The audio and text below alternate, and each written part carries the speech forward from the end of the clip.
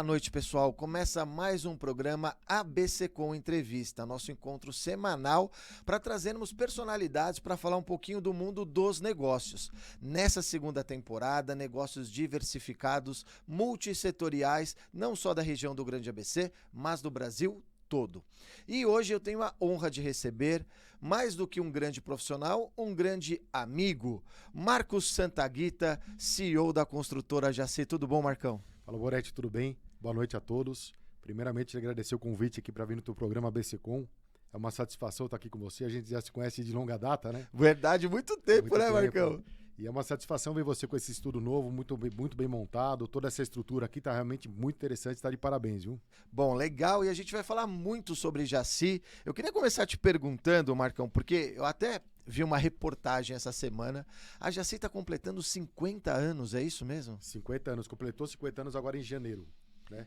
Nós estamos fazendo uma série de campanhas ao longo do ano em comemoração a esses 50 anos. E como começou essa história toda? Conta um pouquinho pra gente da história da Jaci. A Jaci começou assim, meu pai ele era advogado e contador. Ele era contador? Contador, e aí fazia toda a documentação imobiliária para as construtoras da região. As construtoras pequenas, até algumas maiores também. Então ele fazia toda essa papelada, essa parte burocrática, era tipo um despachante na época, lá nos anos 70. E aí ele acabou tendo um contato com muitos construtores na época, né? E acabou se interessando pelo ramo. E aí ele começou a fazer pequenas casinhas, uma casinha aqui, outra casinha ali, e nisso nasceu a construtora Jaci. Então ela nasceu de uma empresa de documentação, que ela chamava Organização Comercial Jaci, e aí a partir do momento que ele começou a construir as pequenas casas e tudo mais, aí ela virou construtora Jaci. Isso foi lá em 73. A primeira construção foi em 73? Foi em 73. E por que o índio, né, que é um ícone, né, que é bem conhecido, todo mundo reconhece já o índio da Jaci, né? O índio foi engraçado, é uma história que totalmente por acaso, né? Na verdade, meu pai tinha dado o nome de Jaci, não tinha o índio, era Jaci, porque quer dizer o deus da lua, ou a deusa da lua, em Tupi-Guarani. Ele queria fazer essa vinculação com a lua, ele achou o nome bonito, Jaci. E pronto, passaram alguns anos, acho que lá para 75, 76 mais ou menos, perto disso. Aí teve um menino que trabalhava lá na construtora, era um office boy, e um belo dia ele pegou e esboçou um índio lá, desenhou um índio em cima no papel, mostrou pro meu pai, por que não coloca esse índio como sendo o mascote da construtora? Aí meu pai gostou e adotou o índio como sendo a nossa logomarca aí. E é muito legal porque ela é reconhecida pelo mercado, né? Quando a gente vê um prédio ali em cima, o índio já reconhece que é da Jaci. Quando começou em 73, você disse que começou com casas. Foi o primeiro empreendimento assim que o seu pai idealizou? E como você começou dentro da companhia? Ele começou fazendo casas, como toda a construtora, né? Aquele trabalho de base ele fez todo, ele fez as casas, aí passou fazendo prédio de 3 andares e foi indo, né? Ele fazia muitas obras por administração a preço de custo, juntava grupo de investidores e levantava um empreendimento com a arrecadação de cota de cada um deles.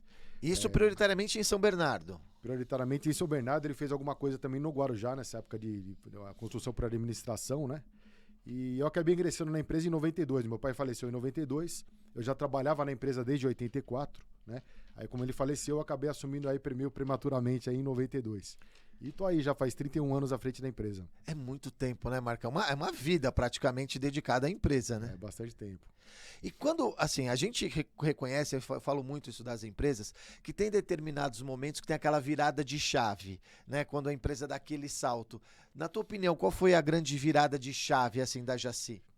Teve uma mudança quando eu assumi, mudei bastante o direcionamento da empresa. Meu pai ele fazia muitos empreendimentos a preço de custo, que eu falei agora há pouco, né? Juntava o grupo de investidores, fazia e tocava, que era uma modalidade muito em alta, lá no final dos anos 80, mais ou menos. Da metade pro final dos anos 80. Então, você não tinha crédito imobiliário, você não tinha financiamento para cliente. Aquela época dos planos do Sarney, aquela história toda, bem difícil aquela época, né? Então eles acabaram achando uma solução. O mercado naquela época achou a solução por esse caminho.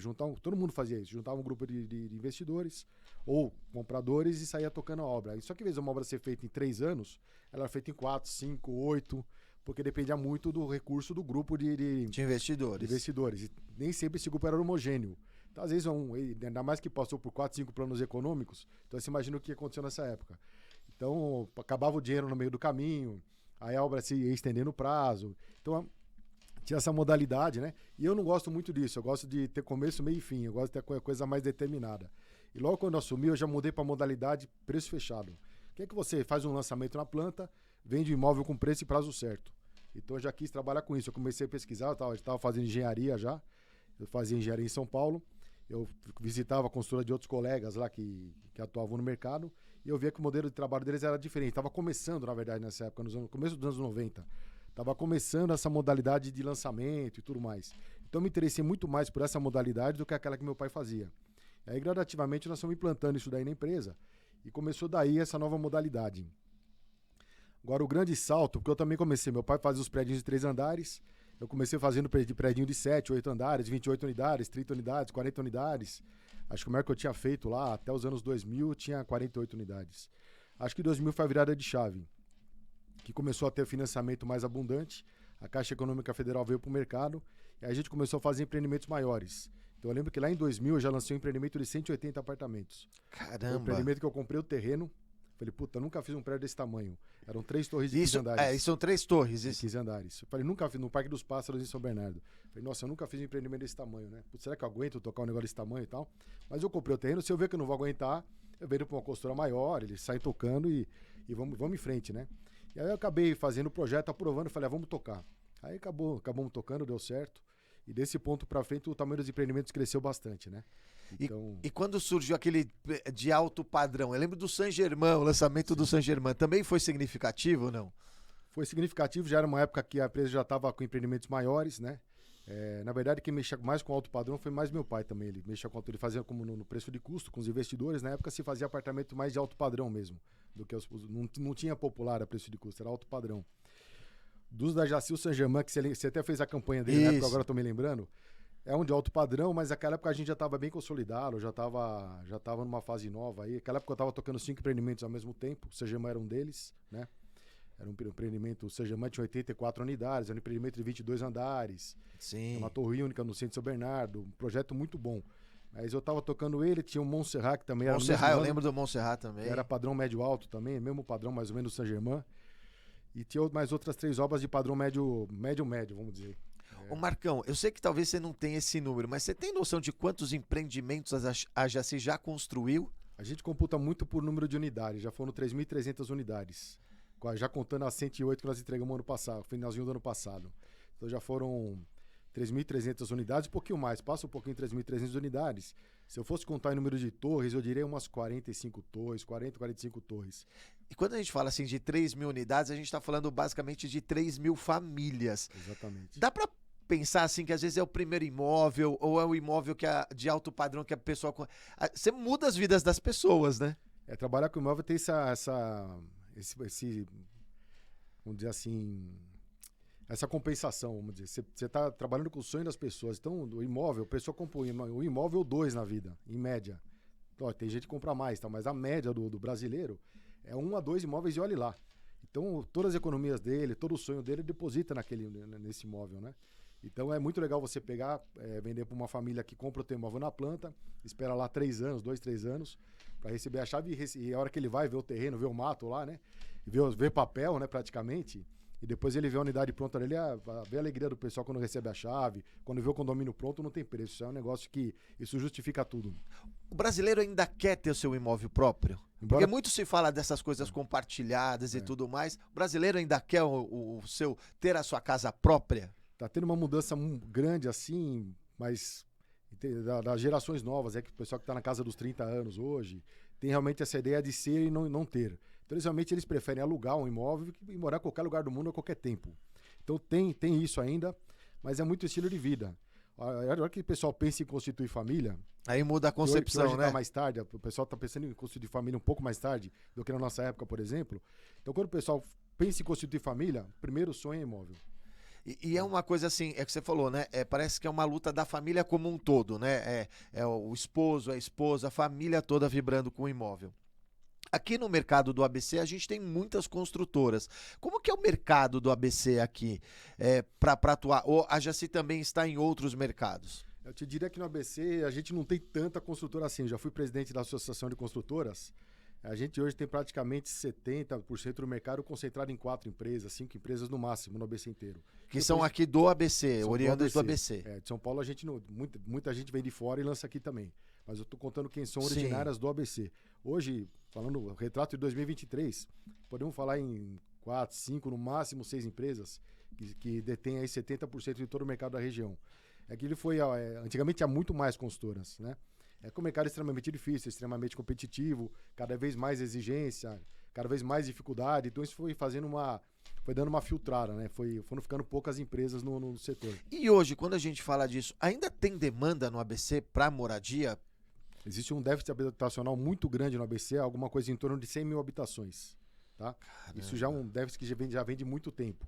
E por que a gente não consegue diminuir esse déficit? Porque todo ano as pessoas casam, as pessoas divorciam e acabam tendo esses novos arranjos familiares. Então existe uma demanda orgânica natural, estamos falando aí em torno de 20 mil, entre casamentos e divórcio, somando tudo, dá uns 20 mil por ano aqui no ABC. Não, e é até legal quando fala assim de produto, porque uma vez eu vi um rapaz de uma consultora falando assim, esse prédio é para divorciado. É isso aí. A característica do público é isso, né? Isso aí, tem esse nicho de mercado. Então, lógico que desses 20 mil não vem todo mundo para compra. Vai boa parte para locação, uma outra parte vai morar com parente, mas uma boa parte vem para compra de imóvel, né? Então a gente vai tentando produzir nessa proporção. Na região do ABC hoje a gente produz em média de 3 a 4 mil unidades ano. Então você pode ver que para a gente resgatar, chegar seria muito tempo, né? É muito tempo. Já teve um pico lá na época do boom imobiliário, lá em 2007, 2006, época do Saint-Germain, mais ou menos. Sim. O mercado do ABC produzia 8 mil unidades. Teve uma entrada muito grande de construtoras de São Paulo para cá. Tinham grandes áreas, com grandes condomínios, por exemplo, É isso que eu ia falar, tem área aqui no ABC ainda para isso, é difícil, né? Áreas grandes tá muito escasso. Hoje você tem áreas menores, até 3 mil metros, 4 mil metros, você ainda encontra. Agora aquelas grandes áreas de 20 mil metros, 30 mil metros, onde as áreas da Matarazzo, da Tonhato, onde era o Polentão, por exemplo, isso você não tem mais. Então esses empreendimentos grandes aconteceram todos nessa época, entre 2002 e 2007, mais ou menos. Então nessa época a gente produzia no ABC 8 mil unidades ano, né? E também era uma demanda muito forte. Então assim, mercado sempre vai ter, todo mundo sempre casa, quer morar, ou separa, precisa morar em algum lugar. Então, a demanda sempre vai ter. Ou a família cresce, precisa ir para um apartamento maior. Exatamente, a família cresce. Depois da pandemia teve muita mudança de hábito das pessoas em relação ao imóvel, né? O pessoal está dando muito mais valor pro lar. Antigamente nem tanto, porque os apartamentos vinham numa tendência de diminuir 5 metros quadrados a cada 10 anos. Vinha nessa tendência. Diminuir. Então estamos ficando cada vez mais compactos os apartamentos, até por questão de custo. Então as pessoas preferiam morar num apartamento pequeno, perto de mobilidade. Por exemplo, em São Paulo, na capital, perto do metrô. Então, vou morar num apartamento de 30 metros, mas é do lado do metrô. Então tinha essa migração. Passada a pandemia, o cara falou, fiquei trancado dentro do apartamento de 30 metros, aí não sei quantos dias, não dá. Eu preciso de um negócio melhor. Começou também a história do home office, aquela história toda. Então o que as pessoas fizeram? Pegaram o mesmo valor que pagavam no apartamento de 30 metros, perto do metrô, e comprou um apartamento de 70, numa região mais afastada. Ou seja, ganhou mais qualidade de vida. Como não tinha que ficar se deslocando tanto por causa do home office, acabou se resolvendo naquele momento, até hoje. Boa parte está agindo dessa forma. Então o pessoal começou a demandar apartamentos maiores. Hoje, por exemplo, você não fala mais em apartamento sem suíte. Imagina o pessoal, uma família de 3, 4 pessoas convivendo numa pandemia, num apartamento com banheiro só. É muito complicado. Muito complicado. Então, antes da pandemia, era o que mais vendia, apartamento com banheiro, né? O pessoal fazia a questão de um banheiro e da segunda vaga. Mas você sabia que assim, por exemplo, eu tenho um filho, um menino e uma menina, e eles não gostam de usar o mesmo banheiro. A minha esposa já estava assim, precisamos trocar de apartamento para ter 3 suítes, cada um ter o seu banheiro. É um pouco da característica um caminho também. Depende muito da fase que está na vida. Eu digo mais assim, para suíte quando tem filhos pequenos. Aí vem o teu caso, já são maiores, adolescentes. Aí já tem a demanda forte por apartamento de 90, 100, 120 metros. Que aí sim são 3 suítes, mais um lavabo para o visitante. Você não quer que o visitante use um dos banheiros. E aí que você falou, às vezes diminui o tamanho do quarto, mas Isso. quer a suíte, né? A preferência por ter a suíte, né? Então, antigamente era engraçado. O pessoal preferia ter as 2 vagas, o marido e a mulher, cada um tem um carro, que fazia a questão da segunda vaga e não fazia a questão do segundo banheiro. Em pesquisas que a gente fez antes, vinha fazendo, todo ano a gente faz pesquisa. Então, antes da pandemia, era essa a dinâmica. Pós-pandemia. Não precisa mais da segunda vaga, mas o banheiro é imprescindível. Se não tiver o segundo banheiro... É muito louco isso, né? É legal pra você que a gente fala muito sobre mercado, marketing, comunicação, a gente não tem noção de como que são feitas as concepções dos produtos, né? E quanto isso mudou. Você tá falando isso o quê? De 2 anos pra cá? 2 anos pra cá. 2 anos pra cá.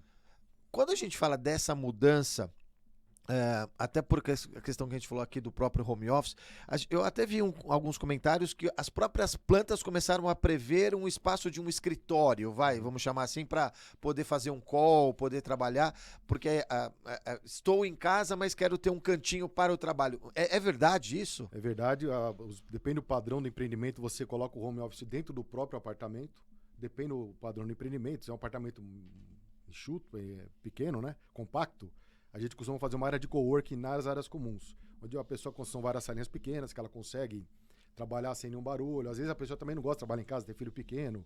Então a gente cria áreas nos condomínios, isso já a partir de 2020. A gente cria áreas em condomínios que a pessoa consegue descer lá descer ou subir, depende do prédio, né? Normalmente descer, e tem uma área de coworking que ela vai trabalhar tranquilamente, uma sala mais ou menos do tamanho da tua aqui, talvez um pouquinho menor. Ele consegue trabalhar tranquilamente, com qualidade de internet boa, com isolamento acústico bom. Tem salas de reunião que ele consegue fazer pequenas reuniões dentro do condomínio residencial dele, caso ele precise atender alguma pessoa. Isso tem em todos. É igual assim, tem o salão de festa, tem a piscina, mas tem o coworking também como uma área comum, tem, né? O coworking. Então, duas coisas que a gente sentiu que não dá para ficar sem mais é o coworking e aquele espaço para receber encomenda. Como teve aumento do e-commerce na pandemia, então é muito comum hoje as pessoas não estão em casa, faz uma compra pela internet, chega no condomínio, o porteiro precisa ter um lugar para colocar. Isso não existia nos prédios. Sabia que, você falando isso, agora no meu apartamento eu vejo isso. Às vezes fica ali do lado da guarita uma série de caixas, né? Isso aí. Então, hoje não, a gente monta todo um esquema, um ambiente, depende do prédio, tamanho do prédio, são ambientes grandes, você tem vários armários lá, você controla tudo por aplicativo, vai lá o entregador, coloca a encomenda no teu armário, você libera para ele uma senha e tudo mais, porque é QR e tudo mais. E aí ele deixa a tua encomenda, quando você chegar em casa à noite, você vai lá e retira a tua encomenda. E tem também algumas áreas para receber remédio, receber comida, algumas áreas refrigeradas também. Então isso hoje também é imprescindível em todos os empreendimentos. Tem que ter. Outra coisa que tem sido muito demandada são os mini mercados. Antigamente você não pensava em mini mercado, não fazia nenhum sentido. Hoje não. Mesmo que não seja um condomínio tão grande, vamos falar um condomínio de 100, 150 unidades, já cabe você colocar um mini mercado. Uma demanda também que o pessoal tem bastante. Aí você faz parceria com uma marca X, ele vai lá e monta toda a estrutura para você. É sem funcionário, sem nada, é tudo por aplicativo, você compra, paga, né? E também virou uma nova tendência de mercado aí pós-pandemia. Bom, muito legal. A gente vai fazer um primeiro intervalo comercial. A gente vai falar mais sobre produto, sobre como que se pesquisa, como se lança um produto imobiliário. O Marcão é especialista nisso. Tá muito legal o papo, muitas novidades aí que a pandemia nos trouxe. Então a gente vai para o intervalo comercial e a gente volta já com a BC Com Entrevista.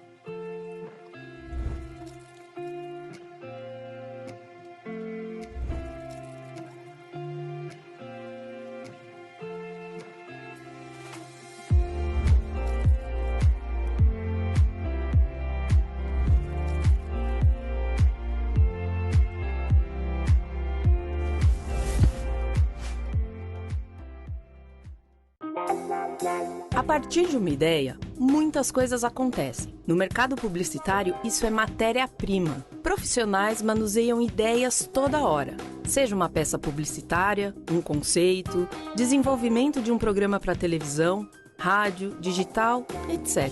Porém, essa ideia pode ser compartilhada, utilizada por outra pessoa sem o seu conhecimento, às vezes de forma imediata ou até no decorrer do tempo.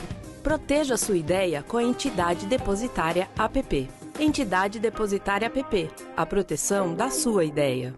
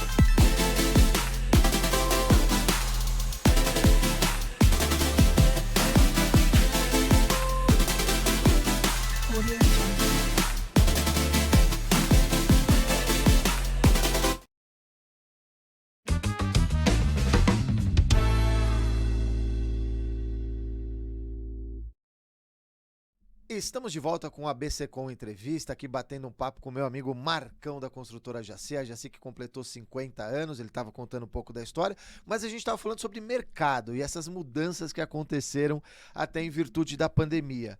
Marcão, como que começa o projeto do empreendimento? Porque o Marcão até me falou uma vez que vocês fazem uma pesquisa muito profunda da localização, tem até uma empresa especializada nisso. Como que surge a ideia de um projeto do empreendimento imobiliário? Antigamente a gente fazia no feeling, né? Como a gente conhece muito as nossas cidades aqui do ABC, a gente já batia ouro no terreno, já sabia a vocação que ia colocar e saía aprovando. Só que mudou muito o mercado, mudaram as gerações e hoje a gente contrata de fato empresas de pesquisas realmente que aprofundam nessa análise. A última que tem feito para nós é uma que fica em Campinas, pessoal muito bom nessa área de pesquisa imobiliária. Eles ensaiam, a gente passa para ele duas ou três opções de produto. E ele ensaia com o público na rua essas 2, 3 opções de produto. Então a gente fala, eu pretendo fazer um apartamento desse jeito. O preço vai ser de tal a tal. Na área comum, que itens você acha relevante? Aí tem lá 60, 70 itens. O cliente vai responder, esse você acha fundamental? Acho. Você pagaria mais por isso, sim ou não? E assim a gente vai compondo tudo. Isso é engraçado que de prédio para prédio muda bastante. Em virtude da região? Ou da preferência? Do comportamento. Comportamento. Então, antigamente, você pega um negócio que antigamente o pessoal gostava de salão de jogos, hoje está nos últimos lugares. Pega a sauna, que o pessoal antigamente demandava, nem aparece mais. Em compensação, você pega itens de segurança, sempre encabeça a lista. Infraestrutura de ar-condicionado, também outra coisa pós-pandemia. Antes da pandemia, você podia fazer o apartamento sem ar-condicionado, sem problema, sem infraestrutura. Hoje não, hoje o pessoal pergunta, vai ter infraestrutura para ar-condicionado? Então, é um dos porque vai passar mais tempo em casa, e aí questão do calor, por exemplo, que normalmente se você só dormisse em casa à noite é mais ameno, você talvez não sentisse tanto, né? Isso aí. Então, hoje em dia o pessoal demanda muito isso, né? Mas os apartamentos de padrão melhor, se bem que os apartamentos até ditos populares, apartamento de 350 mil reais, nós também estamos colocando já. Então, o pessoal demanda muito isso, demanda o co-work, demanda o home office, enfim, tem uma série de itens que a gente testa o produto para saber o que nós vamos colocar na área comum. A gente faz muito prédio com 20, 30 itens de lazer, mas qual item nós vamos colocar no universo de 90 itens? A gente procura acertar conforme aquele público, aquela faixa de idade, aquela faixa de renda. Então é feito um trabalho de pesquisa, essa pesquisa dá quase 200 páginas de PDF.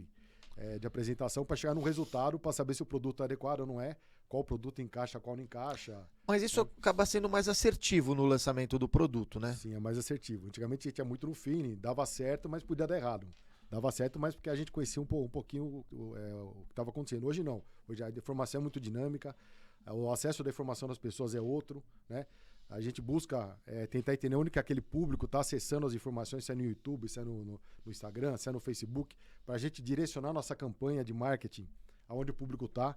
Não adianta hoje se usa muito o digital, né? Usa muito digital, você conhece bem essa área, você consegue fazer vários filtros aí para poder atingir em cheio aquele público que te interessa, né?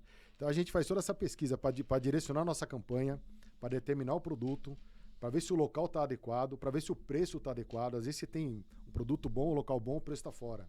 Ou às vezes você tem lá o local bom, o produto não encaixa, que o cliente não quer. Ele não quer 2 dormitórios naquele local, ele quer 3 dormitórios. Então, acaba sendo muito assertivo, né, a gente fazer os lançamentos com essas pesquisas. E na pesquisa já diz, nesse preço a tua velocidade de vendas vai ser X. É isso que eu ia falar. Geralmente, quanto tempo para se vender um empreendimento? Só uma coisa em off aqui durante o intervalo, o Marcão comentou comigo do empreendimento que em 3 meses derreteu o empreendimento, né? É assim, o normal que a gente costuma trabalhar, temos no setor imobiliário de forma geral, em média, a velocidade média de venda nos primeiros 6 meses de lançamento mínima é 30% das unidades. Se você não vender 30% das unidades, é um empreendimento que já deu fracassou. Ali. Então você vai ter que investir muito dinheiro nele, vai terminar, vai ficar com muitas unidades prontas, muito estoque, isso não é positivo, né? Antigamente até, os consultores mais antigos, a gente também já foi assim, a gente gostava de ter estoque, para ir vendendo, porque valorizava depois de pronto. Hoje não, hoje gosta de giro mais rápido. Hoje tem que ser giro mais rápido, hoje é muita conta financeira de retorno de capital, não é tanto, antigamente era bem de raiz que a gente trabalhava. Era patrimonialista. Hoje no nosso setor é uma engenharia financeira que a gente faz. Então o dinheiro tem que retornar rápido, tem que girar rápido e fazer novos empreendimentos. Você não pode ficar com um baita estoque lá, que isso te limita a lançar novos empreendimentos. Então, você vendeu menos que 30% nos primeiros 6 meses de lançamento, já não é um empreendimento que foi bem. né? Aí tem construtoras que numa situação dessa, chama os que compraram e devolve o dinheiro, que a lei permite isso. Você tem até 6 meses para desistir de uma incorporação. Aí você vai, devolve tudo que as pessoas pagaram corrigido, fecha o terreno e acabou, e vende, guarda para uma outra oportunidade e parte para outra. Então 30% é o mínimo. O desejável é a meta que a gente sempre quer atingir, 50% nos 6 meses. Que é com 50% você está com o empreendimento resolvido, equalizado, você consegue achar um financiamento bancário numa taxa mais atrativa. Então 50% é o que a gente persegue. Passou disso, é case de sucesso, né? Nós tivemos um empreendimento que a gente lançou, que eu estava te falando, em novembro de 2020, em São Bernardo, na rua Santa Filomena. Eram 3 torres, apartamento de 2 e 3 dormitórios, 278 apartamentos. Foi um apartamento que nós vendemos 80% dele no primeiro mês do lançamento. No primeiro mês. Então, na história da Jaci, é a primeira vez que isso acontece. A gente nunca tinha tido uma velocidade tão grande de vendas. Mas ele pegou todo um represamento de pandemia, todo um represamento em São Bernardo, que fazia muito tempo que não se tinha um lançamento de grande porte, que não se tinha um lançamento de 3 dormitórios, por exemplo. A torre de 3 dormitórios acabou no primeiro sábado do lançamento. São 3 torres, 2 de 2 dormitórios, uma de 3. A de 3 ela foi embora... Acho que até por característica das famílias, né? Eu, por exemplo, gostaria de 3 dormitórios. Talvez o mais procurado, né? Então ele foi um case de sucesso. A gente atingiu 80%. Aquele outro que eu te falei que a gente ia abrir em março de 2020, num sábado, quarta-feira teve lockdown. A gente teve que esperar para vender com atendimento personalizado. 247 unidades. Imagina que para vender 247 unidades, você tem que atender 2.500 pessoas. Imagina você organizar 2.500 pessoas para terem uma pandemia. De forma individual, né? De forma individual. Esse prédio nós estamos entregando agora, esse mês, final de abril, né? São 247 unidades e eu tenho 12 unidades em estoque. Então, assim, também foi muito bem de venda, né? Muito bem de venda. Então, são produtos que são fora da curva. Agora, o normal que a gente acha, dentro da Jaci, não temos nenhum produto que, passados 6 meses, a gente não tenha vendido no mínimo 50%. Eu posso falar pelos últimos 6 lançamentos, 7 lançamentos, todos eles talvez comportaram... por conta até mesmo da pesquisa, da campanha, da estratégia, né, utilizada. Marcão, a gente falou aqui desses exemplos, mas também a gente vê muitos estúdios, os chamados estúdios surgindo, né? Quando a gente fala aí menor, com bastante área de lazer. Hoje também, falando de tecnologia, a demanda por vaga para carro elétrico, coisa... Tem essa mudança também dessa juventude que quer esses apartamentos, esses estúdios menores com mais áreas de lazer? É uma tendência ou é apenas uma onda? Na verdade, eu não diria nem que é uma onda. Foi um incentivo que a Prefeitura de São Paulo, da capital, para ser mais preciso, ela fez para poder incentivar as pessoas a ficarem mais perto do transporte público. Então, na hora que você pega as regiões que são perto de metrô, ela te dá um incentivo de construção maior se você fizer esses estúdios. Ah, entendi. Então, tem um incentivo aí. Ninguém saiu fazendo isso porque achou que era legal, não. Uhum. A Prefeitura fez uma lei, vamos supor, o coeficiente de aproveitamento básico do terreno. O que é isso aí? Você tem um terreno de 1.000 metros, você tem o coeficiente básico que a Prefeitura te dá. Pode ser 3, pode ser 4. Vamos supor que seja 3. Então, no terreno de 1.000 metros, eu posso fazer 3.000 metros de área para vender. Legal. Se eu colocar uma fachada ativa, que é uma loja, eu já ganho um plus nesses 3. Se eu colocar estúdio, que chama NR, não residencial, que pode ser estúdio, pode ser flat, pode ser hotel ou pode ser sala comercial. Se eu colocar esses estúdios, meu potencial vai de 3 para 6, por exemplo. Entendeu? E tem que ser sem vaga de garagem. A Prefeitura limita perto do metrô a você fazer estimular isso. Imóvel no máximo com uma vaga de garagem. Então você não vai poder fazer apartamento grande com uma vaga de garagem, vai ter que fazer apartamento reduzido. Então é muito comum as empresas fazerem estúdios com lojas e apartamento de um dormitório, ou no máximo 2 dormitórios com 40 metros nessas regiões perto do metrô. Então foi uma demanda induzida pela Prefeitura. Entendi. E a Prefeitura agora quer mudar essa lei, que ficou uma super oferta de estúdios, né? E quem comprou basicamente os estúdios foram os investidores pensando em alugar os imóveis para os jovens, via Airbnb da vida, sim, via essas plataformas. E sim, tem bastante sucesso, tem bastante aderência, mas hoje está muito ofertado esse mercado. Tem muita demanda, tem muita oferta. A demanda é grande, mas não acompanha o número de coisa que foi lançado, né? Foram lançados mais de 25 mil estúdios em São Paulo.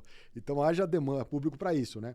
Então você foram lançados apartamentos desse porte perto de metrô, perto da região central de São Paulo, ali onde os comerciantes costumam alugar bastante ali para o pessoal que vem de fora, chinesada. Sim. Entendeu? Então foi uma demanda influenciada pela Prefeitura. E o plano diretor está em modificação, e o prefeito já disse que ele quer mudar a vocação, não quer mais esse tipo de produto. Então, até porque agora já tem muita oferta, né? Muita oferta. E por um outro lado, a gente também viu uma demanda um pouco antes da pandemia, e talvez aí mudando algumas questões de parte de lazer, os chamados resorts ou os clubes residenciais com muitas torres, mas com muitos itens de lazer. A gente viu muito isso aqui também em São Bernardo. Era uma tendência até para viabilizar essa quantidade de itens de lazer, de ter muitas torres, como a gente viu lá, Domo, Auge, Arcádia. Era uma tendência, ainda se tem muito isso, a gente vai ver, você disse que não tem tanta área para isso, mas as pessoas estão procurando mais itens de lazer ao escolher um empreendimento? Eu acho que se inverteu. Entre 2000 e 2010, era uma moda, uma tendência. Isso que você falou, uma moda mesmo. Quanto mais vou comprar no prédio que tem mais item de lazer. Então as construtoras brigavam. Uma oferecia 40 itens de lazer, outra oferecia 50 itens de lazer. E a coisa era essa briga, né? 30 itens de lazer. Então era essa briga em oferecer quantidade de área de lazer. E tinha muita coisa sem sentido. Praça da Fogueira, uma praça de 2 metros quadrados com... uma fogueira. Só para dizer que é mais um item de lazer. Aí passado essa febre toda, 2010, aí tiveram a entrega desses condomínios. E aí as consultoras começaram a pesquisar junto às administradoras de condomínio, que estão lá no dia a dia com os clientes, o que era usado e o que não era usado. E chegou-se à conclusão que praticamente 40% desses itens simplesmente não eram usados. Passado 1, 2 anos de ocupação do prédio, o condomínio tinha mudado a destinação do espaço. Entendi. Então, o que é feito hoje? Hoje são feitos menos itens mais assertivos. A maioria das empresas, imagino que façam pesquisa para saber aquilo que realmente o público quer. Então, são itens que realmente as pessoas usam. Não adianta se inventar um monte de coisa ali que o pessoal vai acabar não usando. O espaço massagem no térreo do prédio, pouquíssimas pessoas usam. Espaço mulher, pouquíssimas pessoas usam. Né? A não ser que seja um condomínio muito grande e tudo mais. Então, aí você bota lá um condomínio de 1.500 famílias, 3 churrasqueiras. Pô, não faz sentido. Entendi. Mas ele deixou só 3 para poder usar o espaço para outras áreas de lazer. Então, assim, o pessoal está muito mais focado em atender realmente aquilo que o pessoal realmente usa. Isso normalmente dá nas pesquisas. Então, são menos itens, melhor qualidade nesses itens de lazer, maior espaço, maior tamanho. Academia, por exemplo, hoje, estão cada vez melhores, cada vez maiores. É uma demanda muito forte hoje nas pesquisas da academia. Antigamente lá era 2 esteirinhas. Hoje você tem que praticamente ter uma academia mesmo, de verdade. Uma né? academia de verdade. Às vezes você até faz parceria com grandes marcas de academia para montar. Às vezes até eles fazem uma administração da academia, faz equipamento comodato. Enfim, as construtoras estão focadas em trabalhar com menos espaços, mas espaços realmente que as pessoas usem. Não adianta você fazer um monte de item e depois ninguém usar. Então acho que mudou bastante esse conceito de 2010 para cá e o foco mudou em relação a isso. Eu não posso deixar de perguntar, porque afinal de contas o nosso canal é voltado para a parte de negócios e a gente vê as empresas, as construtoras investindo muito em marketing, né? Principalmente aí no digital, mas também no decorado, que é um ponto Sim. muito importante, né? A gente vai falar também sobre isso, porque o decorado é um dos itens mais importantes, né, Marcão? Ainda. Da onde vem a verba de marketing? Como que se calcula a verba de marketing para um empreendimento? A verba de marketing a gente calcula com base no chama VGV, Valor Geral de Vendas. Quer dizer, o volume total que você pretende arrecadar nas vendas das unidades. Então você pega um produto lá com 100 milhões de VGV. Então você vai faturar 100 milhões nele. Seria a soma do valor de venda de todos os empreendimentos. Chama Valor Geral de Venda daquele empreendimento. Então você tem lá um VGV de 100 milhões, por exemplo. Você atribui uma margem, hoje em dia as empresas estão trabalhando com 3 a 4% do VGV para esse tamanho de empreendimento. Quanto menor o VGV, maior o percentual. Então, se eu uso 4% de verba no empreendimento de 100 milhões de VGV, eu vou usar praticamente 6 ou 8 num de 50 milhões de VGV. Então, a gente calcula um percentual. Então, o percentual comum hoje das empresas trabalharem, lógico, depende do porte do empreendimento, é de 3 a 4% do VGV. Esse 3 a 4% é dividido com 1,5% para fazer o stand de vendas decorado e os outros 2,5% para fazer a campanha publicitária. Aí pega tudo, folheto, cavalete, outdoor, pega toda a campanha de marketing. Então, é dividido dessa forma. E hoje em dia, os estandes de vendas estão cada vez mais modernos, cada vez mais confortáveis. Hoje o stand de venda nosso... É o encantamento também do cliente, né? Encantamento. Então, o stand de venda nosso hoje, normalmente tem nós fizemos um lançamento agora na Figueiras e Santo André. Quem fazia lá de final de semana pra gente, serviu os clientes, era o Monte Cristo. Também fica lá na Figueiras e Santo André, uma casa de vinho, um restaurante muito famoso lá. Coco Bambu já fez pra gente também. Então, assim, você acaba dando uma estrutura de conforto para os clientes muito grande. Então, tem se investido muito nisso. E o apartamento decorado é para encantar. Então, hoje um apartamento decorado, você investe muito nele. Você faz num padrão realmente muito bom para a pessoa entrar lá e sonhar com aquilo, entendeu? Então é um investimento feito, bastante alto que é feito. Antigamente a gente gastava 1% do VGV. 2%. Quando você fez o Saint-Germain, por exemplo, lá em 2007, a gente gastava no máximo 2% do VGV. O Saint-Germain não chegou a gastar, gastou 1,2% do VGV. Sim. Você resolvia o produto de forma diferente. Você não tinha mídias online. O digital não existia, offline, né? era só folheto na rua, cavalete, outdoor. Você não tinha muito o que fazer. Hoje, com o digital, você acaba tendo que dar uma pancada maior. E você complementa, lógico, você precisa ampliar o raio de abrangência da campanha. Hoje é comum você fazer uma campanha até 5 km do entorno do empreendimento. Antigamente a gente fazia 1 km, 1,5 km já estava bom. Você pegava teu público ali. Hoje não, tem que abrir mais. É comum a migração de pessoas entre bairros. Então a gente abre um pouquinho mais o leque. Então o que a gente gasta hoje de campanha é isso daí. De 3% a 4% do VGV. É legal a gente saber isso, né? Essas siglas, né? Para quem é do meio é muito fácil, né? Mas para você que de repente não é do meio ou tá entrando no mercado, para conhecer um pouco mais sobre isso. A gente vai fazer mais um intervalo comercial e a gente volta pro último bloco para conhecer um pouco mais também do que o Marcão gosta de fazer, falar um pouco também de alguns outros empreendimentos. O Marcão também já ganhou o prêmio ABC da comunicação. A gente vai falar sobre isso no próximo bloco, a gente volta já.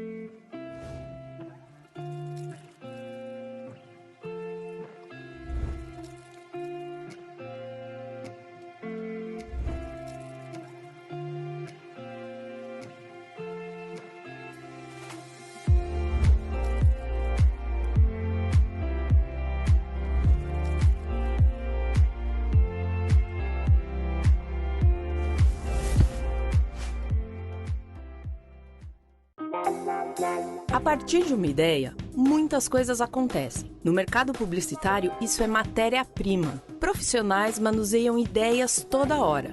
Seja uma peça publicitária, um conceito, desenvolvimento de um programa para televisão, rádio, digital, etc. Porém, essa ideia pode ser compartilhada, utilizada por outra pessoa sem o seu conhecimento, às vezes de forma imediata ou até no decorrer do tempo. Proteja sua ideia com a Entidade Depositária APP. Entidade Depositária APP. A proteção da sua ideia.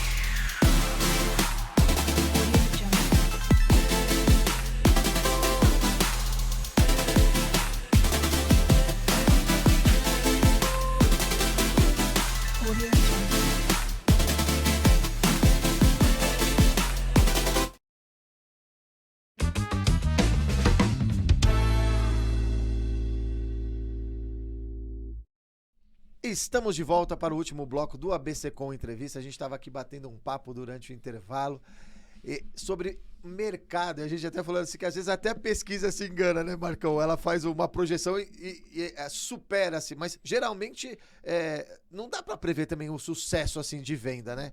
Tem uma ideia, mas que você falou, expectativa de atingir. Superar é o sucesso, né? Isso, a gente faz tudo para ser assertivo, né? Mas não existe fórmula mágica, né? Se existe fórmula mágica, todo mundo sair incorporando aí, saiu fazendo. Então, eu estava até contando pro Bonetti aqui no intervalo que tem um produto nosso, que São Bernardo, chama Motiró Santa Filomena, que a própria pesquisa deu que ele ia ter uma velocidade de venda comum e ele ia dar aí 30% nos primeiros 6 meses, apontou um determinado preço de venda lá que a gente tinha que seguir. E aí, passado a época de pandemia e tudo mais, aquele preço a gente já não ia mais conseguir seguir. A gente teve que subir bastante o valor. Então ficou um desafio. A gente achou que ia ter uma velocidade de venda baixa, que chama VSO, velocidade de venda sobre oferta. Ia ter uma VSO baixa e o preço de venda a gente já está puxando um pouquinho para o mercado na época de São Bernardo. Então era o tempero para a coisa não ir tão bem. E para nossa surpresa, foi um produto que nós vendemos, eu falei no segundo bloco aí, produto que nós vendemos 80% no primeiro mês. Então, às vezes, a própria pesquisa também se engana. O local de São Bernardo, a gente também achou que não, talvez fosse ter toda essa procura para quem é tradicional da cidade. E o pessoal gostou muito, porque é uma região muito central. E acabou sendo um sucesso. Então, às vezes acontecem essas surpresas agradáveis, graças a Deus. Ainda bem, né?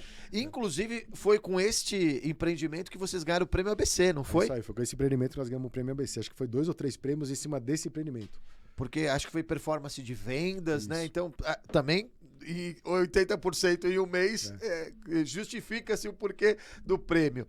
Marcão, falando um pouco de você, o que você gosta de fazer além de trabalhar? Porque eu sei que você também é muito workaholic, assim como eu. A gente gosta do que a gente faz, gosta da empresa, gosta de vencer a empresa. Mas o que você gosta de fazer no teu dia a dia? Olha, é tão difícil ter uma folga assim que... Não, eu gosto de praticar esporte, eu gosto de jogar tênis, eu gosto de jogar golfe. De vez em quando dá, eu gosto de pescar também. Basicamente isso aí que eu costumo fazer. Gosto de estar com as minhas filhas também, né? Curtir os filhos, né? Então é basicamente isso. Que nem você falou, o tempo que sobra é muito pequeno, né? Mas é uma coisa que...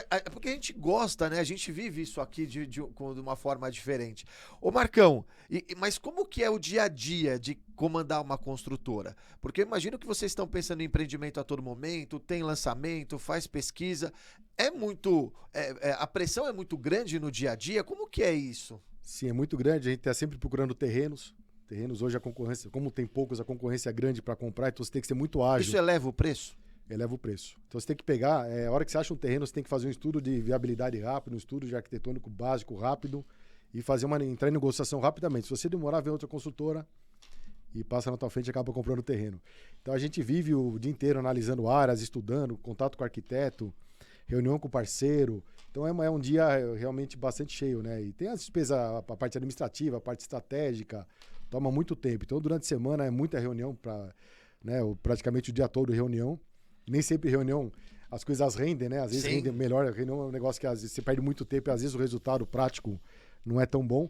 Mas é basicamente isso. A semana toda a gente faz reuniões. A parte de construção, graças a Deus, nós estamos terceirizando inteira hoje.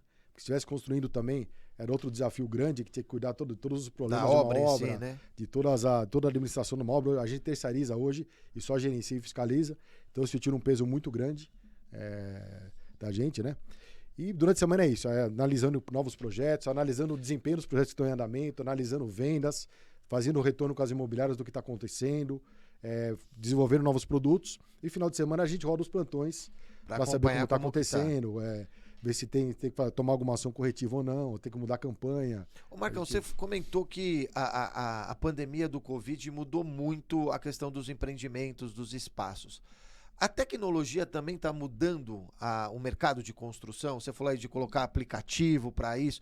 A tecnologia mudou alguma coisa no mercado da construção? Essa transformação digital que a gente está vivendo? Ela está vindo gradativamente. Hoje é muito comum as pessoas demandarem por automação na unidade, até empreendimentos de padrão um pouco menor. O pessoal quer que tenha uma possibilidade de automatizar persianas, abrir janela, abrir cortina, a tal da Alexa lá, que o pessoal também gosta bastante.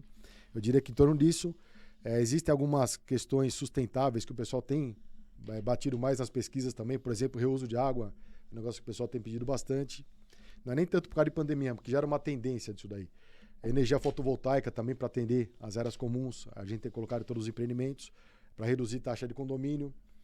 Isso reduz de fato o condomínio? Reduz. Depende da área de telhado que você tem para colocar as placas, você praticamente zera a conta das áreas comuns. As unidades não, mas as áreas comuns. Isso ajuda. Porque o consumo de energia é alto no condomínio. Tem elevador, um monte de bomba, o consumo é alto. Outra demanda que tem tido, nós estamos percebendo que está crescendo, é a demanda por tomada para o carro elétrico. Então no começo era mais ou menos, coloca uma por subsolo. Hoje depende do prédio, você precisa já colocar uma por vaga. Depende do padrão do prédio. O pessoal tem demandado isso daí. A parte de tecnologia, assim, ainda não está muito... Essa coisa de, por exemplo, acompanhar a obra, sim. Isso sim, tem muito disso, né? De você ter um acesso para acompanhar. Isso tem de verdade? Como que tem sido utilizado tem. isso? O pessoal gosta de acompanhar, às vezes você coloca uma webcam na obra, a pessoa acompanha em tempo real, isso acontece, né? A informação hoje flui muito mais rápido com tantos veículos. Antigamente, informação você tinha que mandar por carta, estou mandando relatório de obra. Não. Hoje você consegue fazer vários pontos de contato com o cliente, né? Então a tecnologia ajudou nisso. Agora, em termos de tecnologia de empreendimentos, no ABC a gente não vê muito. São Paulo tem mais itens de tecnologia sendo colocados. Daqui a pouco chega aqui também, não é questão de tempo. Né? Isso, lógico, quando você começa a embarcar muita tecnologia no empreendimento, o preço sobe. Isso que eu ia falar, o preço do metro quadrado tem subido, ou pelo menos aqui no ABC deu uma elevada, vamos dizer assim. Ele subiu no país inteiro, né? Com a pandemia, os materiais de construção subiram muito de preço. Principalmente commodities, aço, por exemplo, que tem cotação internacional, alumínio, cobre, PVC. Teve um aumento de materiais muito grande. Então, já foi um aumento natural nos preços por conta da pandemia. Além disso, tem sido agregado itens, que eu falei agora, de sustentabilidade, itens de conforto. Por exemplo, fechadura elétrica, tem muito empreendimento que o pessoal pede, a fechadura elétrica. Colocar churrasqueira na sacada, o pessoal também gosta bastante. É isso que eu ia falar, as sacadas gourmets parece que vieram para ficar, vieram né? para ficar. O pessoal adora isso aí. Você falar que não tem hoje uma varanda gourmet, o empreendimento mica. Então tem que ter a varanda gourmet, uns com mais espaço, outros menos espaço, mas tem que ter. Então assim, quanto mais você começa a embarcar de itens para agregar no empreendimento, mais ele fica caro. Chega uma hora que desequilibra, né? O que o público consegue pagar para aquilo que você está tentando oferecer. Isso também talvez fosse o reflexo de ter mais torres para diluir isso, para você poder ter ou não? Não, o custo acaba sendo por unidade mesmo. Você não acaba não diluindo, acaba sendo por unidade. Mesmo se você tem mais torres com mais unidades, acaba não diluindo, porque é para cada unidade. Para cada feito, unidade. Né? Então você pode ter 100 unidades, ou pode ter 1000 unidades, vai ser um custo por unidade. A não ser esses itens que eu falei de área comum. Mas também ele é grande, como é um condomínio grande, ele vai aumentar também a área também proporcional, de placa né? fotovoltaica, vai aumentar o número de tomadas de carro elétrico. Hoje outra coisa também que o pessoal demanda muito é gerador. Antigamente a gente põe gerador só para segurar o elevador e as bombas. Hoje segura toda a área comum. Já estamos colocando com ponto para geladeira. Se acabar a força, não estraga as coisas na geladeira. Entendi. Hoje estamos colocando, além da geladeira, mais um ponto. Daqui a pouco vai colocar gerador para tudo. E isso é uma demanda que veio do público. Do público. Na verdade, antigamente, a gente nem instalava gerador. Deixava uma pré-instalação do gerador. Era só o condomínio comprar o gerador e instalar. Mas era só para as áreas comuns, que o gerador custa bem caro. Hoje não, estamos entregando com o gerador já funcionando direitinho. E o gerador, como a gente tem muita queda de energia aqui na nossa região, né, aqui São Paulo todo, que eu imagino, mas no ABC tem bastante queda de energia, então o negócio tem sido bem demandado. Muito legal. Você vê que são coisas diferentes que a gente vai vendo dentro do mercado. Marcão, a gente falou de 50 anos da Jaci. O que está se planejando para o futuro da Jaci? Sei que deve ter novos empreendimentos, deve ter uma série de planejamentos aí, dentro do planejamento para 2, 3 anos, mas como que você vê o futuro da Jaci? Afinal, a gente sempre fala, né? Vamos planejar os próximos anos. 50 anos é uma história muito importante, relevante aqui para o nosso mercado, é uma empresa muito importante aqui para a região do ABC. Quais são os próximos? Qual é o futuro? Como que você está pensando isso? Já estamos dando um passo adiante, nós montamos um grupo que chama Grupo Motiró, até em função dos empreendimentos Motiró que a gente montou. É um pool hoje que são 5 empresas, na verdade vão passar a ser 4 empresas agora, são 4 empresas que a gente reuniu na cidade. Basicamente todas, tem 4 de Soberano e uma de São Caetano, que a gente reuniu e constituímos um Grupo Motiró. Até para ganhar mais força, diluir risco, conseguir construir um volume em escala maior. Então a gente tem feito bastante investimento nesse Grupo Motiró. Né? Já assim mais 3 empresas. De lançamento nós temos previsto agora para esse ano ainda, a gente ia fazer no primeiro semestre por conta das eleições. A gente entendeu o que ia acontecer com o cenário, que a gente não entendeu direito ainda. Isso que eu falo, ainda não deu para entender, né? Acho que a gente vai ter que esperar aí mais uns 6 meses para entender. Mais um pouquinho. Então a gente deu uma segurada. Tinha lançamentos para acontecer no primeiro semestre, a gente segurou todos. Né? Nós vamos fazer todos no segundo semestre. Então no segundo semestre eu vou ter 2 em Santo André, um na Vila Assunção, perto do Parque Central. Um no Casa Branca, lá na região central de Santo André. Um em Suzano, é o primeiro empreendimento que a gente vai fazer aqui fora da região do ABC. Vai ser em Suzano, bem na região central também, apartamentos de 80 metros, padrão bom. Vamos ter um em São Bernardo, no Baeta Neves, e um em São Caetano, no bairro Barcelona. Então essa é a nossa previsão de lançamentos para o segundo semestre. Bastante, né? Assim, são 5 lançamentos? É que represou, os primeiro com o segundo semestre ficou tudo para o segundo. Lógico, se a gente sentir que a economia ainda não vai estar dando sinais... Vai segurando A ali. gente vai segurando, mas a expectativa é que se façam esses lançamentos todos no segundo semestre. A companhia mudou muito, assim, pra gente estar quase chegando no final, a companhia mudou muito, você que vivenciou tudo, você sentiu uma evolução na própria gestão, nas pessoas, mudou muito, as construtoras mudaram, o perfil, a gente fala muito na nossa área que as agências mudaram, as construtoras também mudaram, como você falou, do seu pensamento, seu modelo de negócio? Mudaram bastante. Quem não mudou ficou para trás, saiu do mercado. Então teve que mudar, foi uma seleção natural que teve. Então as pessoas hoje estão muito mais atentas. Você pode ver que sendo quase não houve problema de construtora que não entrega prédio. Que eram, vamos dizer, coisas que normalmente talvez aconteciam lá atrás, né? Construtora que quebra no meio do caminho, defeito construtivo sério, você não tem mais isso. Então você pode ver que as construtoras, elas se aprimoraram bastante. As que estão no mercado estão realmente muito aprimoradas, estão investindo muito em parte tecnológica, muito em parte de gestão. Hoje você constrói mais rápido? Constrói mais rápido. Pelo menos eu tenho essa impressão, que às vezes você vê lá um lançamento, aí tem lá o decorado. Passa um tempo, você sai, não tem o decorado, mas você, de repente parece que você virou o olho, o prédio tá lá. Hoje você consegue tocar um empreendimento aí de 20 lajes, 22 lajes em 18 meses, a 24 meses. Então é bem mais rápido. Antigamente era 3, 4 anos. Então a tecnologia já permite também a gente fazer as obras mais rápidas. Então, assim, houve uma evolução geral, tanto que a gente hoje consegue produzir muito mais que produzia antigamente. Nós temos 3.300 unidades entregues. Nós estamos produzindo 1.000 atualmente. Caramba. Nós estamos produzindo 1.000.